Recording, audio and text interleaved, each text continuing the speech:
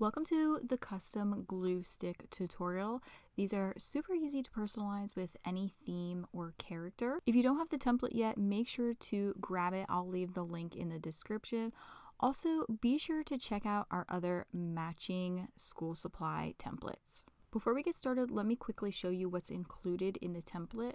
First up is the design guide. This helps you understand what each shape is for. Next are the editable templates where you can change the colors and design on top of and within the dimensions of the template. And lastly, you'll see the drag and drop versions. These are perfect for adding images, patterns, or anything else that you want to add to your design and really make it your own. Also, before we get started, I suggest downloading the font that is used on the glues if you want to match the logo as best as possible, but you can really use whatever font you want. You can do this by searching for the font Highlander ITC, bold italic, and free font in Google, but I'll also provide the link to the website in the template. So after you download the font, you're going to head back over into Canva and you're going to click the text icon. You're going to add a text box and then you're going to open the font drop down menu and you're going to scroll to the bottom right down here where you see it say upload a font, and you're going to add your downloaded font. Okay, so we're going to begin by designing the packaging, and I'm going to go for a Mario theme, so I'm just going to use the template that we can design on top of, and I'm going to change the colors, but I want more of like a gradient look or a multicolor look. So you're just going to hit the plus sign and then you're going to come over here to gradient.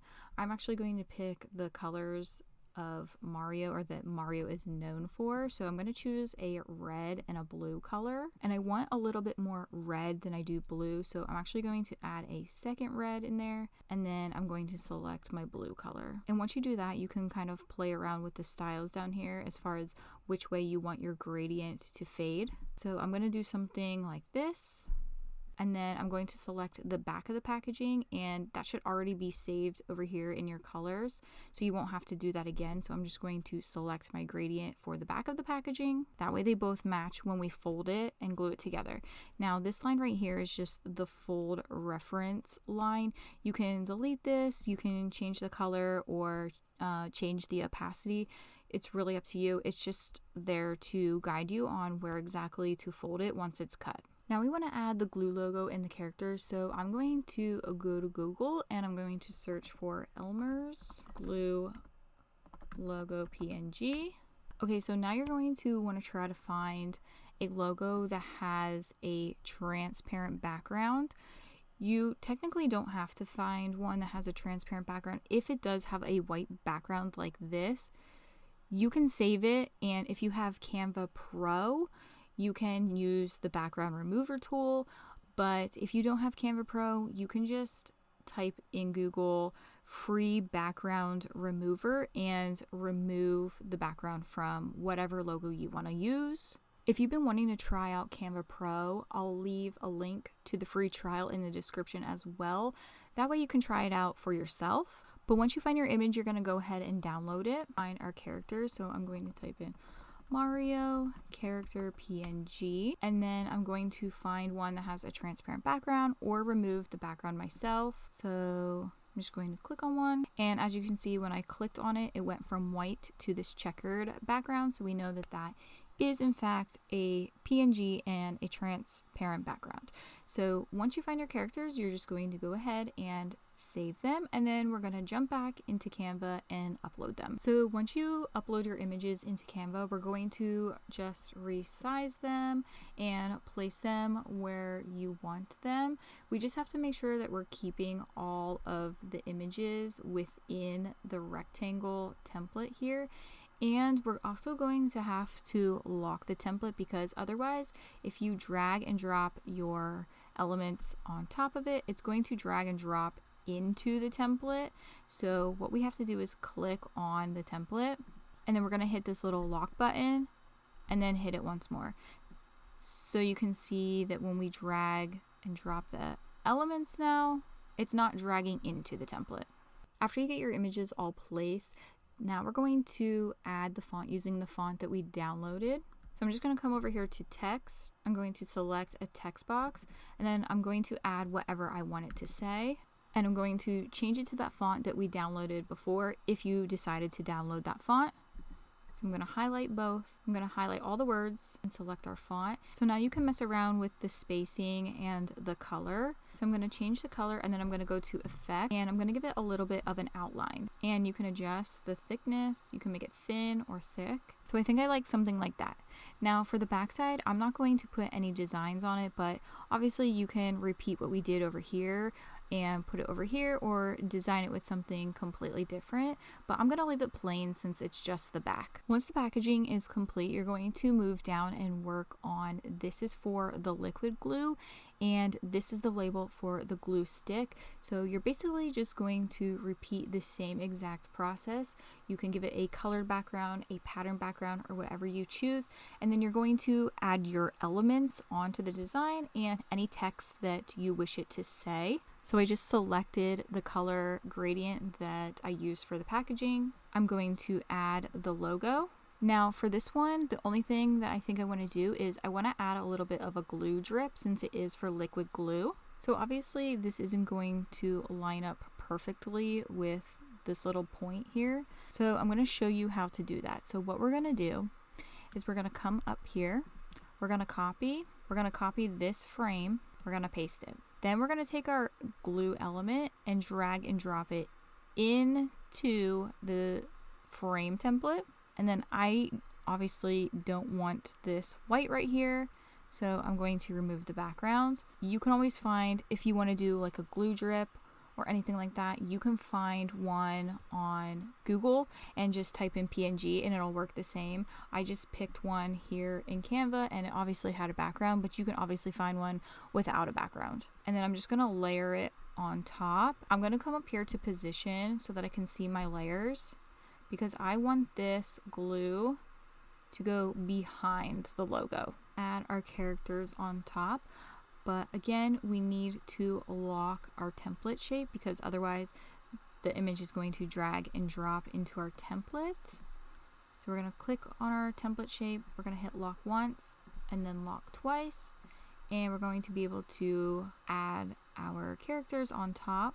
Now you can see that the image slightly hangs over the shape of the template. So if you remember me saying we have to keep everything within the dimensions of the template, so we actually need to move this and resize it just a little bit smaller so that nothing sticks outside. And then of course you can go ahead and add your text if you want it to say something. I'm just going to change the font, and then I'm going to play around with the line spacing and the coloring. And then for the glue stick, I'm not going to add any font. Again, we have to lock the shape. And I'm just going to add some characters to this, but I want the characters to actually sit behind the logo.